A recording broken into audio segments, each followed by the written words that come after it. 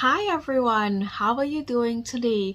Welcome to my crafty space and welcome to my crafty channel. I'm so very excited to have you join me today, Ali Edwards, and some of us members of the Ali Edwards Ambassadors group.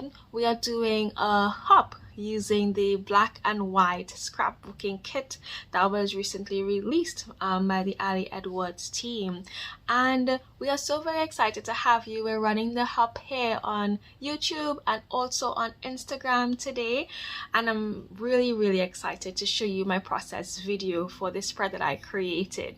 So come along and join me on this process video, and I hope that you really enjoy it. Let's get right into it.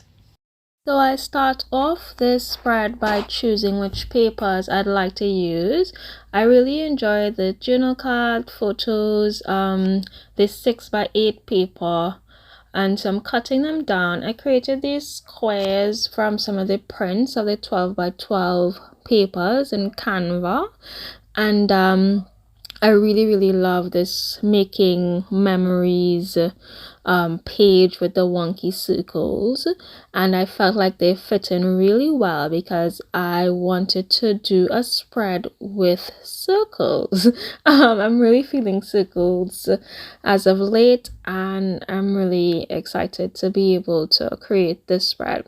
I've wanted to do some interactive circles for a while now, and so I really felt like this was a great opportunity to do that. So just bringing this down to size, I usually size my papers 6.875 by 8.25 to fit into my 6x8 album. These are for spreads that are outside of the page protector, so I like it to be a bit larger or probably around the same size outer dimensions of a 6x8 page protector. So once I have those cut down, I realized that because with the Epson printer there's borderless printing and there's with the border printing, and so when you do the borderless printing, it and Canva, like a PDF document, it kind of compensates for the size. So sometimes it's a bit bigger. There are a few settings that I use where it's exactly to size.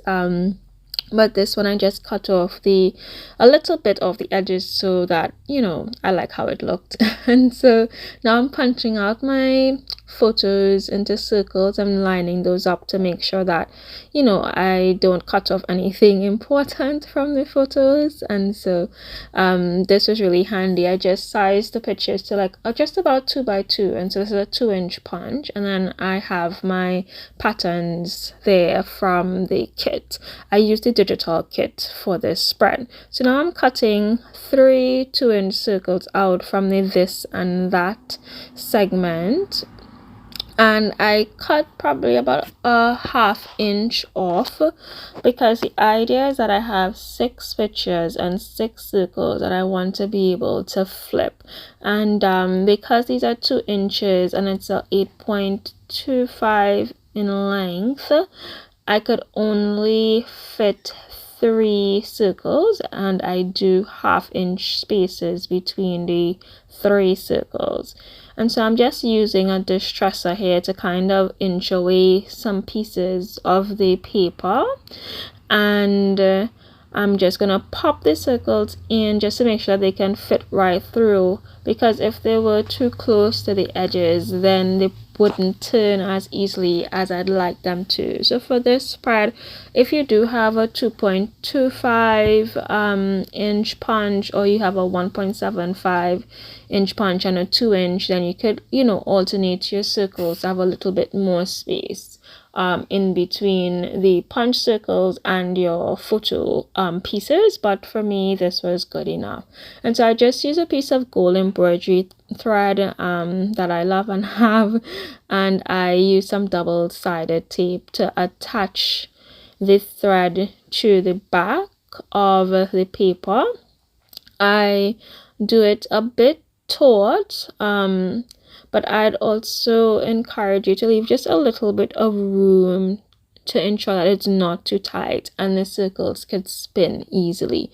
So I'm just choosing my patterns now for this front page, and then I'm going to adhere 3 photos of my choice using some tacky glue to the back of the patterned circles. So once those are in, I ensure that it could turn, and once that was fine, I continue applying the photos to the other 2 circles on this page, and that allows for it to turn. Just make sure that, you know, when you stick it down, that it could still turn. So do a test run once you stick each picture down, because you don't want your edges to stick down. So that's why I kept the glue a bit closer to the center as well, just so that, you know, the glue doesn't seep through. Of course, you could use double-sided tape or something that's not runny if you prefer that, but I like tacky glue. So now I am going to create an element that is going to hide behind these 3 circles, and when you pull it out, there will be 3 more circles and photos behind it. So this took a bit of mathematics because I wanted to have the circles and the photos behind, but the piece of paper shouldn't be wide enough that it prevents the first 3 flippy circles from turning. So I start by setting it up this page again, similar to what I did for the past 3 turnable circles and photos. And then once I have those in with the circles and the photos, then I work on the mechanism for the pull out feature of this spread. So there is a bit of interactivity happening here.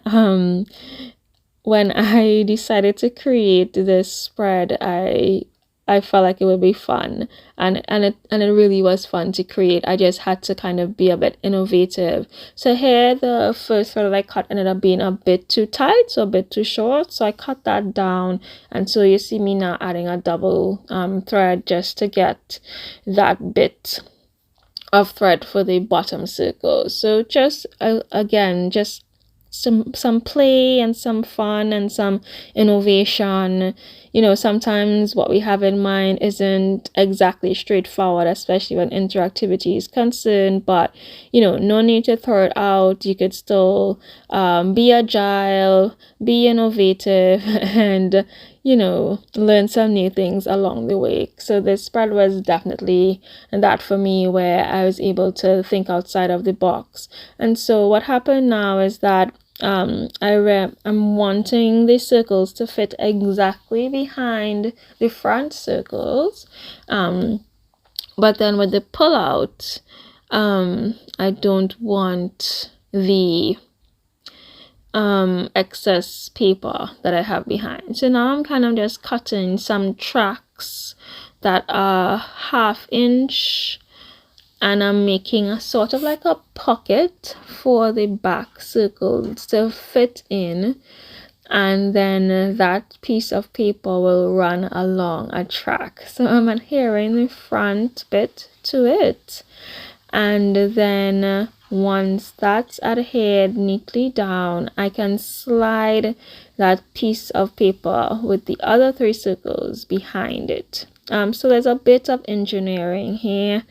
And so I wanted as well the front pocket to be at least about 1/4 inch to 0.375 inches shorter than the page.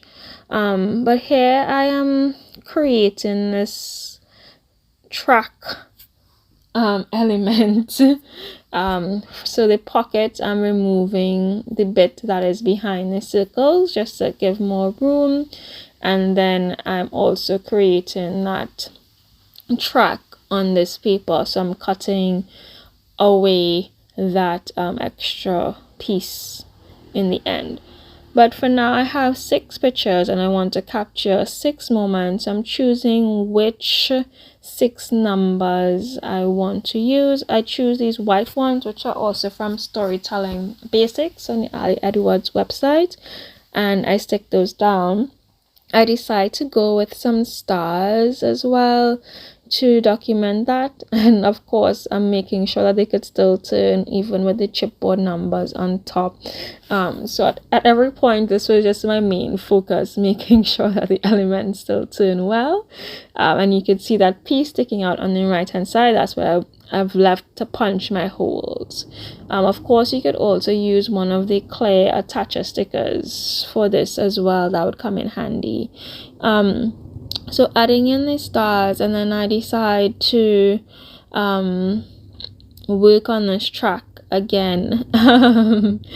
So I cut away the excess bit of paper, and then I add a 1/4 inch strips to the end of it using some adhesive, double-sided adhesive.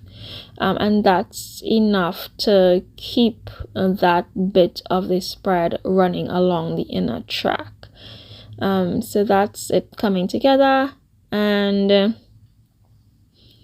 in the end it works out just fine, but I just needed to take out a little extra, probably about 0.375 inches, or in this case just a smaller bit, so that the track isn't in front of or over the pictures, and then I just cut that down. So it is slim, but yeah, I think if you understand what's happening. So we have these 6 pictures, and now I'm just deciding to add some different color stars in these black and white strips that I created from papers, again the digital papers of the black and white scrapbooking kit.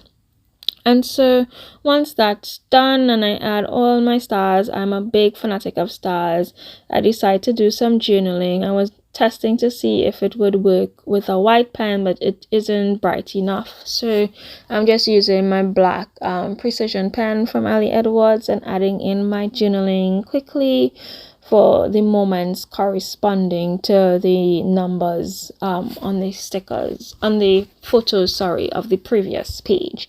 So once my journaling is done, this spread has pretty much come together.